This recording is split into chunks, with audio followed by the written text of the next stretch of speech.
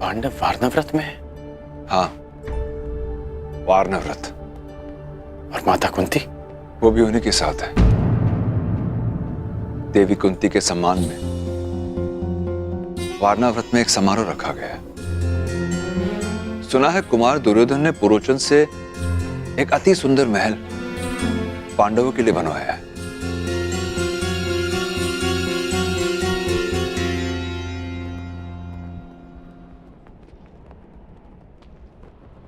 ये अग्नि नहीं है अंगराज, ये वो प्रकाश पुंज है जो हस्तिनापुर का भविष्य बदल देगा, और साथ में आपका और मेरा भी।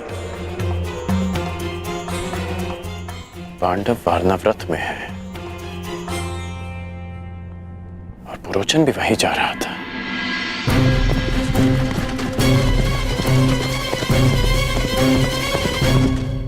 और मित्र दुर्योधन के मन में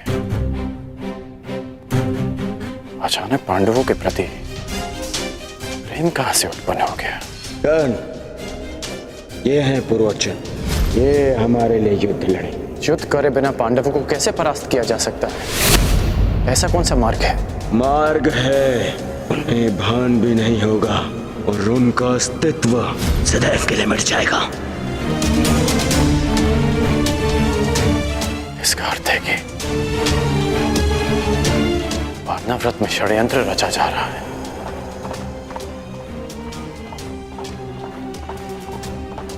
इसलिए गांधार नरेश मुझे दुर्योधन से मिलने नहीं दे रहे थे।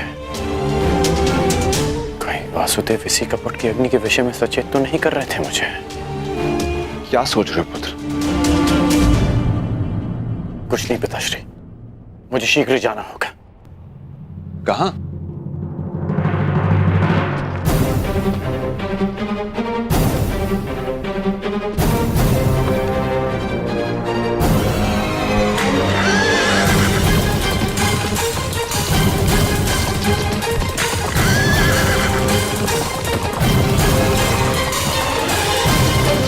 जो समय पर निर्णय नहीं लेता, समय उसे कभी क्षमा नहीं करता पांचाल नरेश।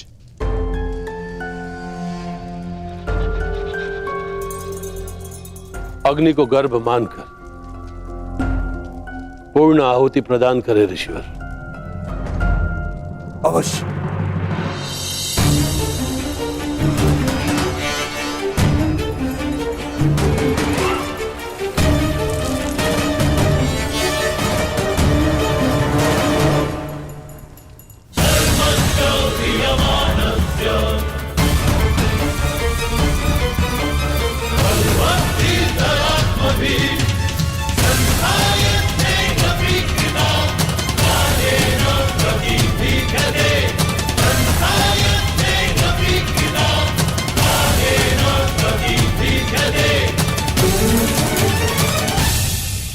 वसुदेव, मेरी ये आहुति सफल होगी ना?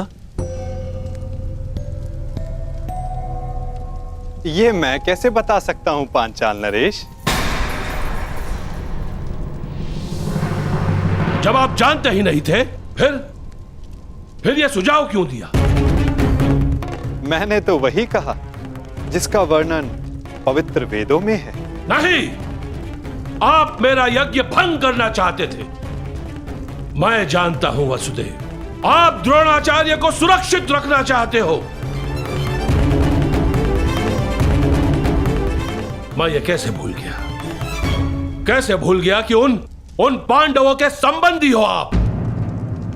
हस्तिनापुर को मेरे प्रतिशोध से बचाना चाहते हो आप, और मुझे असफल देखना चाहते हो आप। अपने क्रोध के अश्वों को संभालिए पांचाल नरेश। यज्ञ भंग करने की इच्छा रखने वाले पूर्ण आहुति का समय आने तक की प्रतीक्षा नहीं करते। मैं ना हस्तिनापुर के पक्ष में हूं, ना पांचाल के। मैं तो नियति के पक्ष में हूं, धर्म स्थापना के पक्ष में हूं।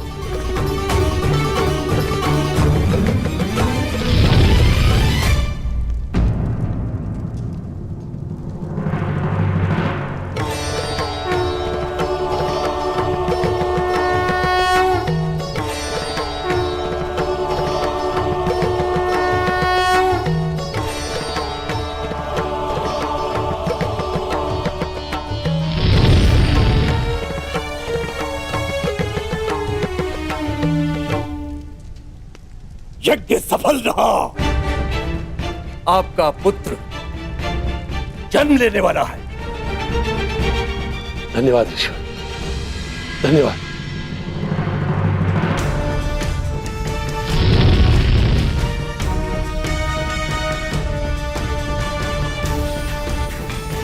मुझे क्षमा कर देना वासुदेव, मेरे समक्ष एक समस्या उत्पन्न हो गई थी, उसी क्षण आपका आना हुआ। ये संयोग नहीं था, ये प्रारब्ध था। आप यहां मेरी सहायता के लिए आए हो। ना कुछ संयोग होता है, ना कुछ प्रारब्ध, कुछ होता है तो केवल कर्म पांचाल नरेश, और उनके फल।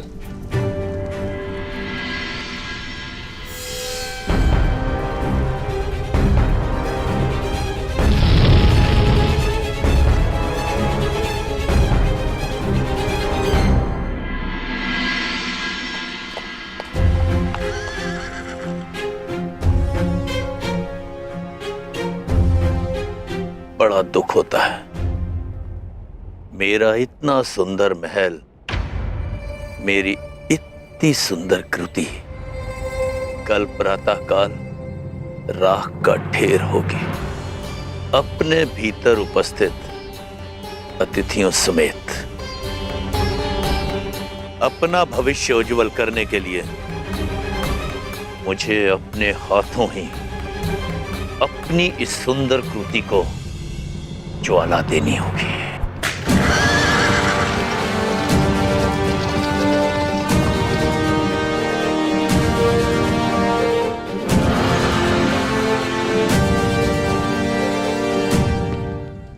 प्रणाम युवराज। बड़ा विलंब कर दिया आपने आने में पुरोचन महोदय। मुझे भूख लग रही है और आपकी भार्या और बालक इस हट पे अड़े हैं कि आप ही के साथ भोजन करूं। विलंब के लिए क्षमा चाहता हूं कुमार भीम, अब आपके भोजन में विलंब नहीं होगा। वैसे आपको ये मेरा बनाया महल कैसा लगा? ठीक है, कुछ कमियां हैं जिन्हें सुधारा जा सकता है। रोचन के निर्माण में कमी निकालना ठीक वैसा ही है जैसा ब्रह्मा जी की सृष्टि में दोष ढूंढना। रुष्ट मत होइए परोचन महोदय, अनुज भीम की ये व्यक्तिगत सोच है, परंतु सत्य ये है कि ये महल वास्तविकता में अनोखा है। इसकी तुलना संसार के किसी भी निर्माण से नहीं की जा सकती। प्रशंसा के लिए धन्यवाद युवराज। आइए भोजन करते हैं। कुमार भीम, कल प्रातः काल तक आपको कोई कमी नहीं मिलेगी इस महल में।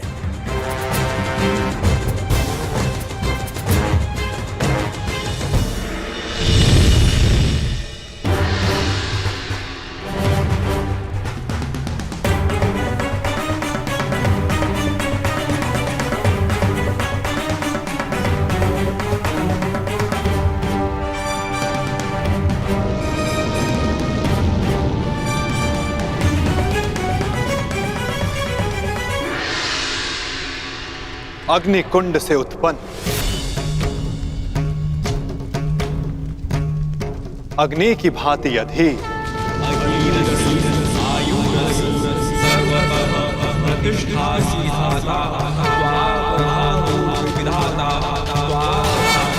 साहसी,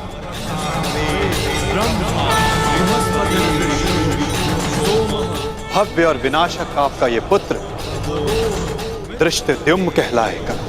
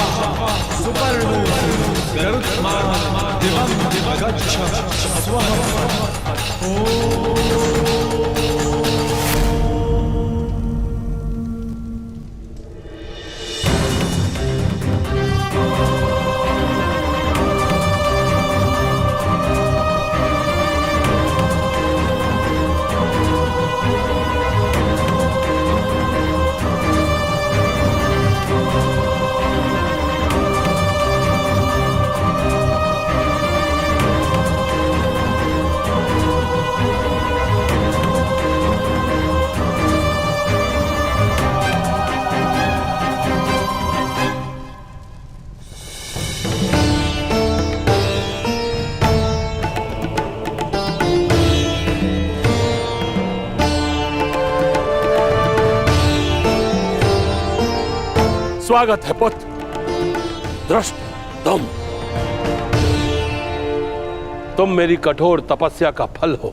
तपस्या का फल उद्देश्य पूर्ति पर ही प्राप्त होगा। मेरे जन्म का उद्देश्य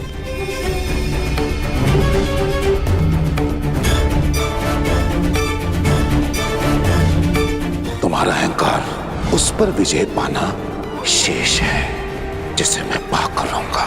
आज मैं एक राजा का पिता हूं और तुम कुछ भी नहीं द्रौपद। इसलिए मैं भारद्वाज पुत्र द्रोण, हस्तिनापुर राजगुरु द्रोण, पांचाल का आधा राज्य द्रुपद को दान में देता हूं।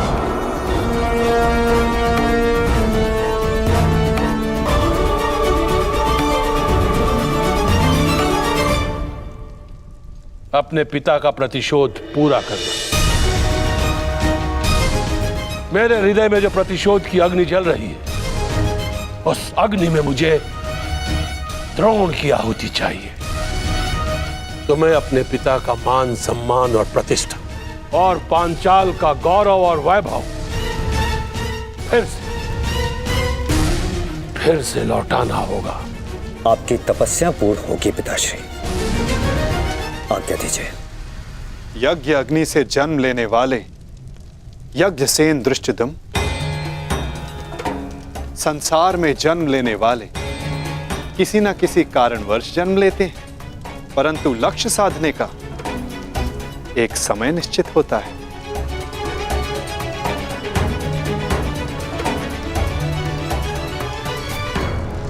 अग्निशिखा फिर से विराट हो गई है।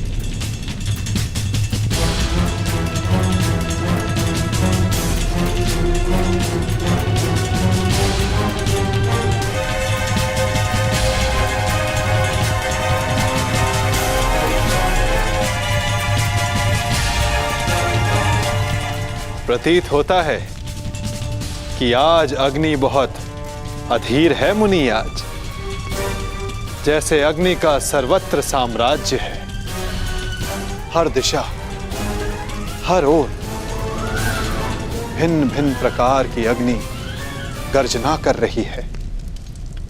प्रतिशोध की अग्नि,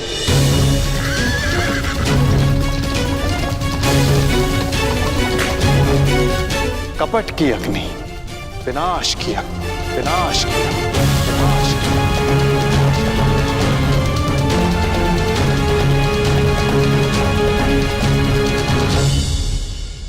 सब तैयार है ना? मसाले ठीक से डाल दिए थे? हाँ, सब वैसा ही बना है जैसा आपने कहा था।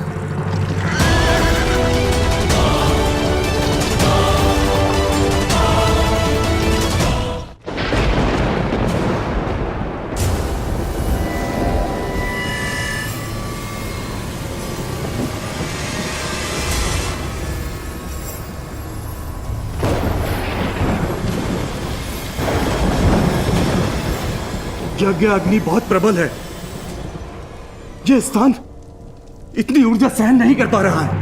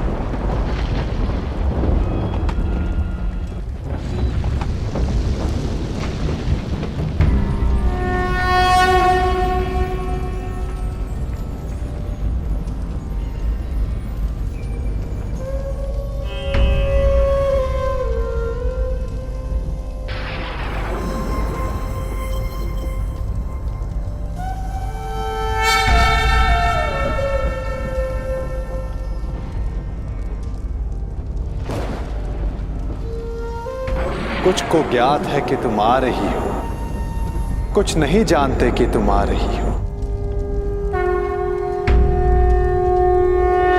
परंतु सबको तुम्हारी प्रतीक्षा है, क्योंकि नियति तुम्हारे आगमन की प्रतीक्षा कर रही है।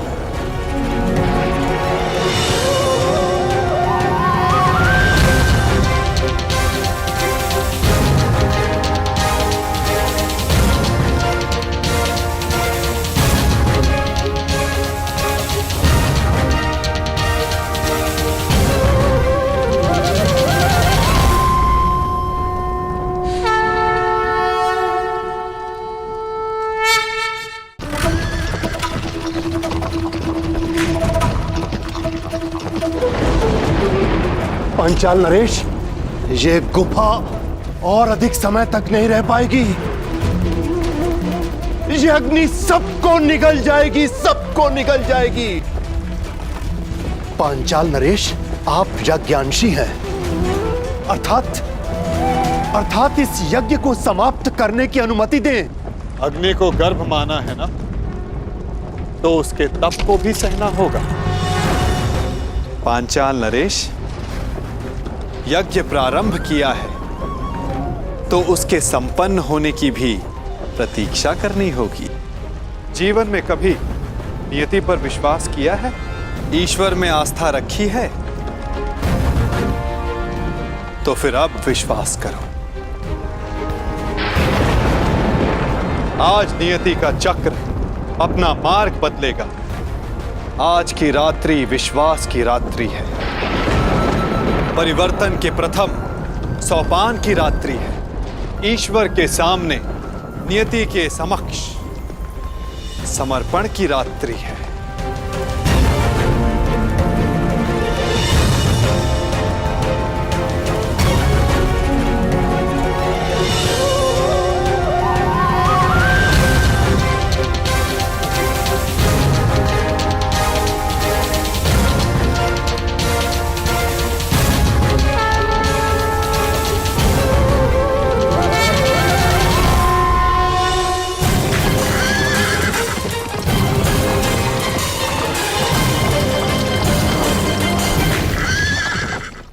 खाइए युवराज, भार्या ने अपने हाथों से ये भोजन तैयार किया है, सुस्वाद तो है ना? आप रहने दीजिए, हम स्वयं ले लेंगे। नहीं नहीं युवराज माता, आपको, युवराज और इनके भ्राताओं को भोजन कराना तो परम सौभाग्य की बात है, और कौन जाने कि फिर ये अवसर मिले या ना मिले।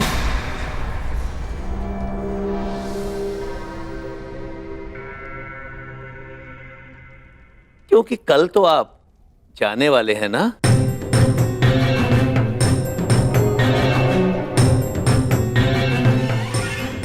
अर्थात कल वर्णावत में आपका सत्कार होगा ना? फिर आपके पास कहां समय शेष होगा इस निर्धन का सत्कार लेने का? मैं आज कृतार्थ हुआ, और मेरा ये भवन भी कृतार्थ हुआ जिसमें आपका आगमन हुआ। ठीक है, तो आप भी यहाँ विराजिए। नहीं नहीं राजमाता, राज परिवार के साथ बैठकर भोजन करने का सामर्थ्य और दुस्साहस मुझ में कहां। पहले आप तृप्त हो जाइए, उसके बाद प्रसाद समझकर हम भी खा लेंगे।